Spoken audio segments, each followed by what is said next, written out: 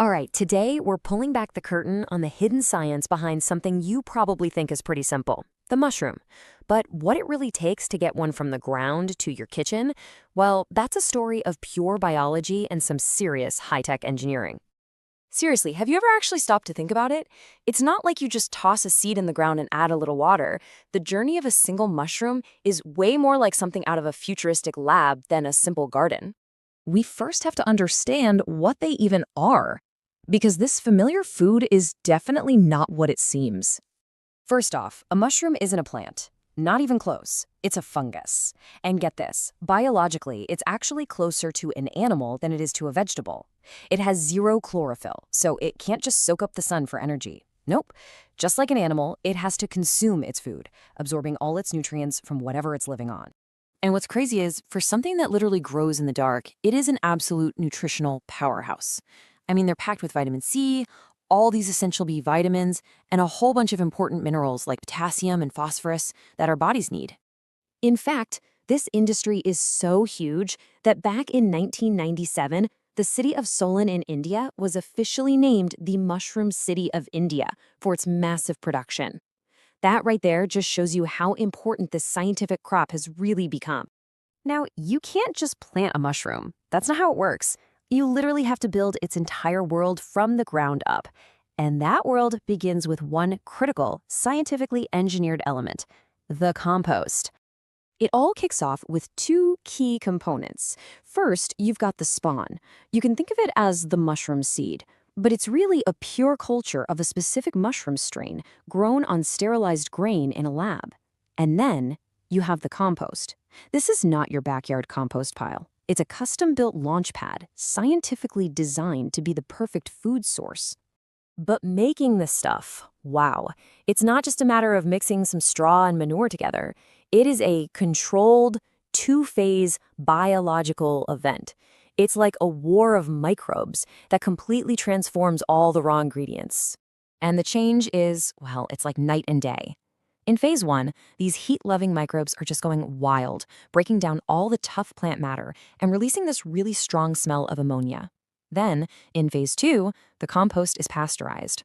This kills off any competitors and it lets these helpful bacteria turn that harsh ammonia into a rich protein source. The result? A perfect, sweet-smelling meal for the mushroom fungus. Okay, with our foundation perfectly engineered, we move into the growth chamber. And this is where the whole process starts to feel a lot less like farming and a lot more like a controlled experiment in a biolab. This journey from an invisible fungus to the mushroom you can actually see happens in four distinct, super tightly controlled stages. Spawning, spawn running, casing, and then the grand finale, fruiting. So first, that lab-grown spawn gets mixed into the compost. This is like a wake-up call. The fungus starts to weave this incredible living web of fine white threads called mycelium. Now, these aren't just the mushroom's roots. The mycelium is the true body of the organism, spreading like this huge network all through its food source. And the precision here is just absolute. For about 2 weeks, this whole colonization has to happen at a constant 24 degrees Celsius. If that temperature wavers even a little bit, the growth just stalls, or worse, other unwanted contaminants can start to take over. So once that mycelial network has completely conquered the compost, it's time for a really critical move. A thin layer of casing soil gets spread right over the top. Now this layer has no nutrition at all. Its only purpose is to send a powerful signal to the fungus, basically telling it to stop expanding and get ready to reproduce. And here it is, the final brilliant trick, a sudden, sharp drop in temperature. This thermal shock is basically faking the arrival of autumn in nature. It's like a biological alarm bell for the fungus that says, hey, conditions are changing, it is time to fruit. It's this stress that forces the organism to push up its reproductive body, the mushroom itself. So after all that science and all that patience, the mushrooms finally appear. But the process is far from over. Now a whole new clock starts ticking and it is a frantic race against time.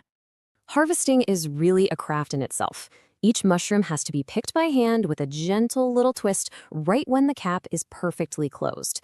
And that technique is vital because it protects the delicate mycelium network underneath, allowing future waves or flushes of mushrooms to grow from that exact same bed. The efficiency of this whole system is just staggering. Think about it. From just 100 kilograms of that scientifically engineered compost, growers can expect to harvest between 18 and 20 kilograms of perfect, fresh mushrooms. That is an incredible yield. But here is the ultimate challenge. A mushroom is over 90% water. It has no protective skin, and it keeps on respiring, or breathing, long after it's been picked. Because of all this, it can lose its freshness in just 24 hours. So how does it even survive the trip to the supermarket? The answer is a rapid and pretty aggressive preservation strategy. That clock is ticking, so mushrooms are immediately pre-cooled to slow down their metabolism. For a longer shelf life, they're processed through canning, drying, or pickling, all methods designed to stop that biological clock completely. So let's just recap this wild ride. We went from a pure genetic strain in a lab to a biochemical reactor that we call compost, through a climate-controlled growth cycle that's triggered by thermal shock, and then a frantic race to preserve it all. It is quite the journey.